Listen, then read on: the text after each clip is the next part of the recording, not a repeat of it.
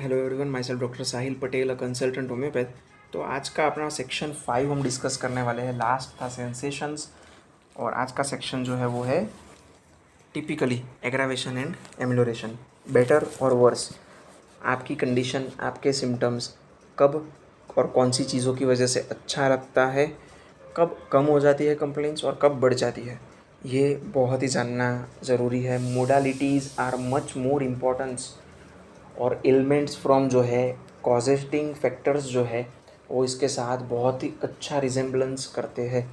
डैम्प weather start हुआ तब से कंप्लेंट्स स्टार्ट हुई, और डैम्प वेदर में जाने से कंप्लेंट्स स्टार्ट हुई, ये एक ही है। लेकिन डैम्प वेदर में जैसे ही जाता हूँ तो मेरी ट्रबल्स बढ़ जाती है, ये अलग है।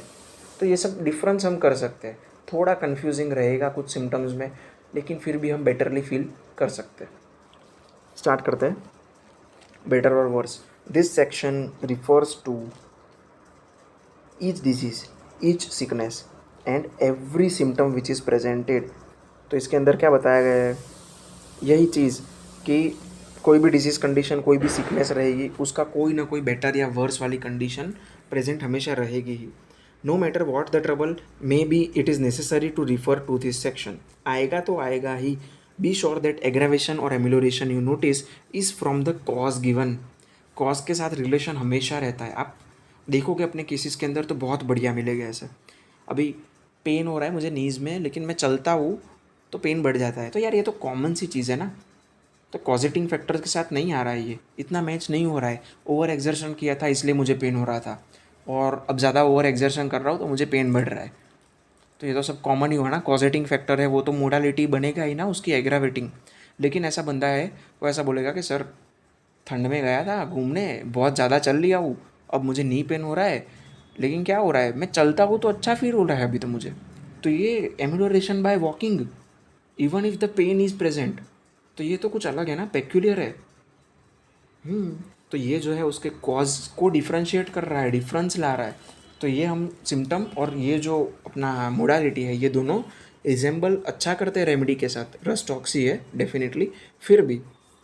Next is the time of aggravation और amelioration refers to the year, month, week, day, night और द हावर।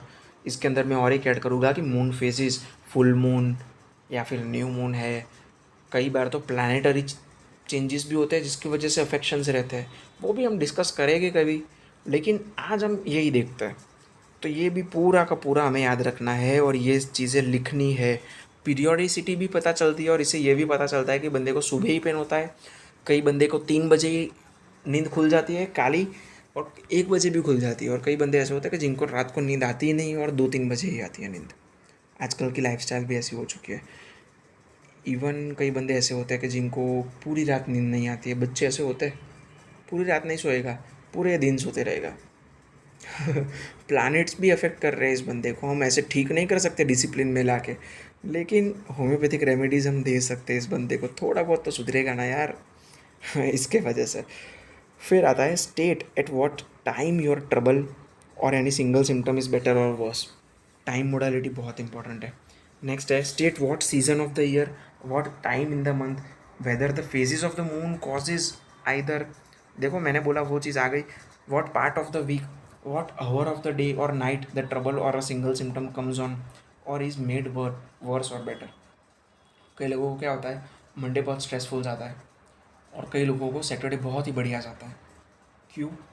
क्योंकि सैटरडे को फीलिंग ऐसी होती है कि चलो आज लास्ट डे है, आज शाम को फ्री, कल संडे है, मस्त हस्बैंड वाइफ है तो फिर हम फैमिली के साथ घूमेंगे। पेरेंट्स है तो पेरेंट्स को लेके हम घूमने जाने वाले हैं। अरे क्रिकेट खेलने जाऊँगा कल तो बहुत बढ़िया से, ये सारी चीज़ें।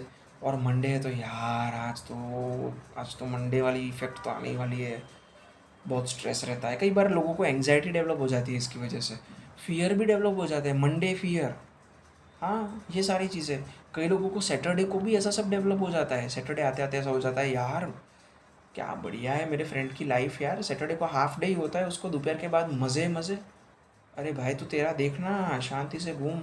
लेकिन क्या है, ह्यूमन बींग्स और अपना माइंड अपने कंट्रोल में नहीं है।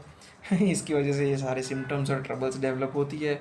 और वो फिजिकल अफेक्शन भी देते रहती है, साइकोसोमेटिक भी देते रहती है, फिजिकल वीकनेस आ जाती है मेंटल लेवल्स की प्रॉब्लम की वजह से, ये सब है. Is there any position which you may assume that causes the trouble और any single symptom to be better, और तो ये सारी चीज़ें हैं इसके अंदर. फिर कोई भी पोजीशन की वजह से बढ़ रहा है कोई भी सिम्टम, वो भी हम लोग बेटर वर्स में देखते हैं कई बार. Lying down better, standing problem देती है, सिटिंग से बेटर. पैर लटकाते हैं तो अच्छा रहता है, पैर ज़मीन पे अड़े हुए होते हैं, मतलब टच किए हुए होते हैं तो तकलीफ़ रहती है पेशेंट को.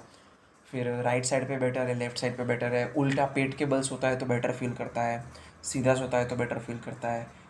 फिर लेग्स रेस्ड रखता है तो बेटर फील करता है. सायाटिका के पेन के अंदर एक्चुअली फाटक मटीरिया मेडिका के अंदर सिर्फ मटीरिया में नहीं लेकिन फाटक रेपर्टरी के अंदर ऐसे भी एग्रावेटिंग फैक्टर्स दिए हैं कि पैर कौन से एंगल तक मुड़ा हुआ है उससे पेन बढ़ रहा है, कितना मुड़ा हुआ है उससे पेन बढ़ रहा है. ये सारी चीज़ें हम इंटरप्रेट कर सकते हैं, हेल्पफुल रहता है उसके लिए.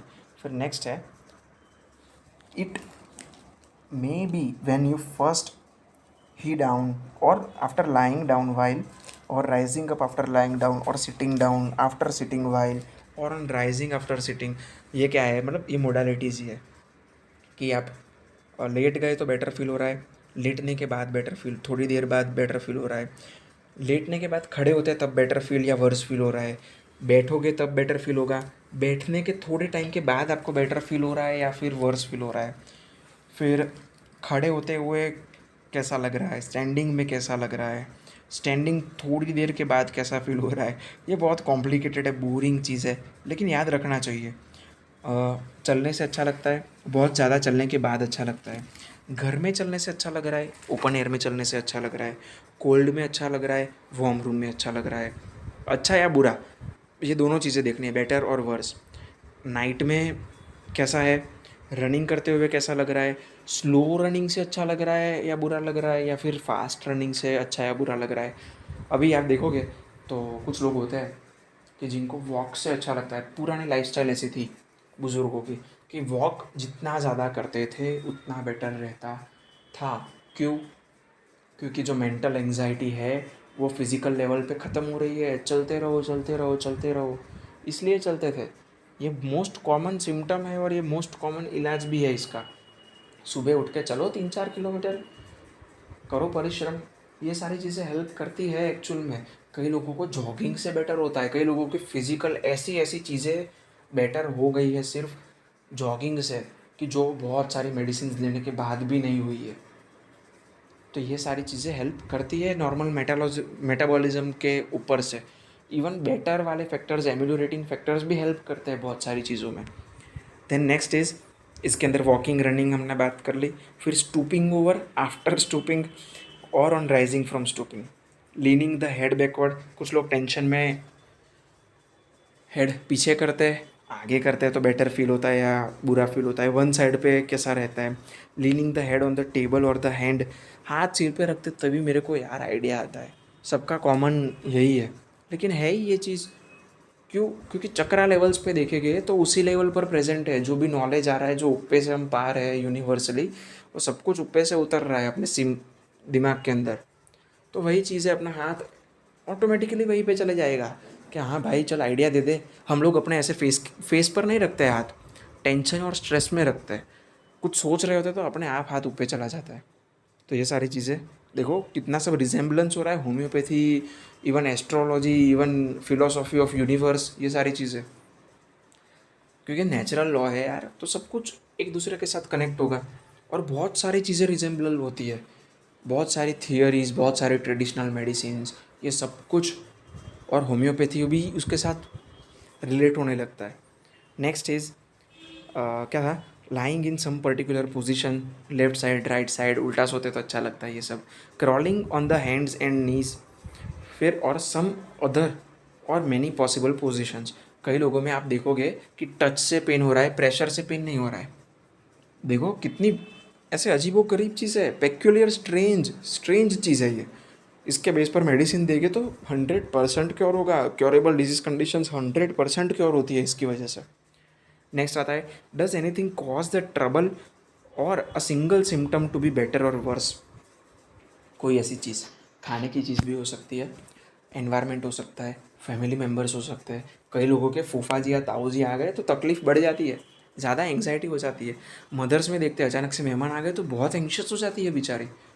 और वही मदर जो होती है वो 20-30 लोगों का खाना एकदम इजीली बना सकती है, वही मदर एंग्जाइटी में कि 20-30 लोग आ गए तो मैं खाना कब और कैसे बनाऊंगी। इन दी एंड खाना तो बढ़िया ही बनेगा और क्वांटिटी भी कंप्लीट रहेगी, लेकिन फिर भी एंग्जाइटी तो डेवलप हुई ना। वो चीज़ हमें ऑब्जर्व करनी है या तो फिर पूछनी है। The next is it may be reading. कौन सी चीज़ों से अफेक्ट रहेगा? रीडिंग करते समय, राइटिंग करते समय, म्यूज़िक, असेंडिंग और डिसेंडिंग द स्टेयर्स और द हिल, ऊपर नीचे चढ़ रहे, बाइटिंग द टीथ टुगेदर। कुछ लोग अपनी एंग्जाइटी यहाँ पर भी एक्सप्रेस करते हैं, नेल बाइटिंग से भी करते हैं, लिप बाइटिंग से भी करते हैं। ब्लोइंग द नोज बिफोर और after of the meals, breathing breathing deeply. कई लोगों को डीप ब्रीदिंग से स्टिचिंग पेन होता है, प्लूराइटिस होता है। सब नॉर्मल सिम्टम, नॉर्मल कंडीशन है, लेकिन फिर भी ब्रायोने जैसी रेमेडीज बेटर वर्क करती है। Perfect symptom, deep inhalation causes severe stitching pain in pleura, specially of right side. देखो ब्रायोनी अल्बा, इफ़ ब्रायोनी अच्छा वर्क कर रही है और क्रोनिक मेडिसिन देनी तो काली कार्ब बहुत बढ़िया बढ़िया मेडिसिन है, स्पेसिफिक सिम्टम्स है ये सब रेमेडीज़ के। देन नेक्स्ट, इसके सिवाय भी बहुत सारी रेमेडीज़ है। मैं ऐसा नहीं बोल सकता हूँ कि एक ही रेमेडीज़ वर्क करेगी, बहुत सारी रेमेडीज़ वर्क करती है। दूसरी सारी चीज़ें कैसी रहेगी कि जैसे व्हेन चीविंग फूड, ईटिंग और ड्रिंकिंग से कैसा है, क्लोजिंग और ओपनिंग ऑफ आइज से कैसा है, आर्टिफिशियल लाइट से कैसा होता है, लुकिंग अप और डाउन साइडवेज देखने से कैसा हो रहा है, heat cold room, sunlight lamp light, ये सारी चीज़ों से कैसा हो रहा है, वार्म कोल्ड एयर, फिर स्टोव के पास खड़े रहने से, सन में खड़े रहने से कैसा होता है, फिर गोइंग इनटू द एयर और going into the warm room कैसा फील हो रहा है। फिर आते हैं एक्साइटमेंट, फ्राइट, ग्रीफ, सोरो, फास्टिंग, ये सारी चीज़ों से कैसा होता है। कुछ लोगों को फास्टिंग करने से बेटर फील होता है। क्यों? क्योंकि यार पेट में इतना भर दिया है भाई, सिर्फ पेट की बात नहीं हो रही है, ये मेंटल लेवल की बात हो रही है। बंदा इवन इफ ही और she is actually adding many many many things in his और हर माइंड, कि बहुत सारी चीज़ें हैं जिससे उसको प्रॉब्लम हो रही है, बिना वजह के लेके घूम रहे तो उनको कॉन्स्टिपेशन हो जाता है या फिर पचता ही नहीं है खाना। तो ये सारी चीज़ें उसी की वजह से। तो मेंटल अफेक्शन, फिजिकल अफेक्शन, सब कुछ मैच हो रहा है। ये स्टोरी चलती ही रहती है। फिर नेक्स्ट है, कोई भी फूड या ड्रिंक से प्रॉब्लम हो रही हो, मोशन से प्रॉब्लम है या फिर क्वाइट बैठने से प्रॉब्लम है या ठीक हो रहा है। फिर नोज़ का डिस्चार्जिंग कैसा है या फिर ड्राई होता है। फिर यही सारी चीज़ें जैसे कि scratching, rubbing, beginning of sleep, during और after sleep, during of after normal discharge is most likely menses.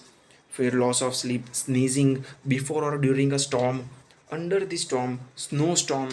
फिर swallowing food, drink of saliva, talking, singing, hearing others talk और sing, music, touch, turning over in bed, covering up, uncovering, wet, dry, windy और cloudy weather. ये सब के अंदर से हम बहुत सारी चीज़ें निकाल सकते हैं और बहुत कुछ मिल सकता है। क्या होता है कई बार हम लोग बहुत एक मोनोटोनस केस टेकिंग करने बैठ जाते हैं, तो हमें पता ही नहीं रहता है कि ओए है अगर इफ पर्सन को नोसोलॉजिकल क्लासिफिकेशन में, तो उसके ओए रिलेटेड ही सिम्टम होने चाहिए ना। नहीं, कई बार फूड वाली चीज़ें होती है, कई बार मेंटल एक्सर्शन से पेन बढ़ जाता है, कई बार लाइंग डाउन पोजिशंस से फ़र्क पड़ता है। हम लोग सिर्फ और सिर्फ फिजिकल सिम्टम है तो फिजिकल मोडालिटीज़ होनी चाहिए ऐसा सोचते हैं, लेकिन मेंटल लेवल पे भी होता है। कई लोगों को एंग्जाइटी डेवलप भी तब होती है कि फिजिकल लेवल पे कुछ अनइवन देख ले। आप आर्सेनिक एल्बम को देखोगे तो दीवार पे कुछ पेंटिंग टिंगाई हुई है, वो पेंटिंग देखेगा, अरे यार ये ठीक नहीं है, ठीक करेगा। दूसरे दिन देखेगा, अरे यार आज भी फिर से टेढ़ी है, फिर से ठीक करेगा। 1 वीक तक करते रहेगा, लेकिन उसकी एंग्जाइटी बढ़ती रहेगी। क्यों? क्योंकि आर्सेनिक का कीनोट ही है वही, physical insecurity regarding this. So ये सिम्टम है। The above is given to impress on the mind the great importance of noticing what may seem to be little things. Sir ने खुद ने लिखा है कि इसका इंपॉर्टेंस बहुत है। ये ऑब्जर्व करके हमें ऐसा लगेगा कि this is something which is very small thing, it is not having much more effect on the patient's life or in our case taking, but in actuality it is giving the great importance, right? Any one of this may be great और little, but your physician must be the जज of that. हम तो physician से आज video देख रहे हैं, लेकिन यही चीज़ है वो हेल्पफुल रहती है। तो ये आज का अपना टॉपिक था, बेटर और worse, section 5th from the book successful prescription by doctor James Tyler Kent. So this was our topic. Next section रहेगा पेन के ऊपर, उसके अंदर हम सेंसेशंस भी बात करने वाले हैं, जैसे हमने लास्ट सेंसेशंस वाले चैप्टर में देखा था, सेक्शन में देखा था, उस हिसाब से। आपको अगर ये वीडियो पसंद आया हो तो अपने फ्रेंड्स, कलीग्स और लेमन लोगों के साथ भी शेयर कर सकते हो, उन्हें भी पता चलेगा यार उनकी कंडीशंस कब अच्छी होती है और बुरी होती है। खुद लिखेंगे तो खुद आपको देखे जाएंगे तो भी अच्छा फील करेंगे। So kindly share it and thank you.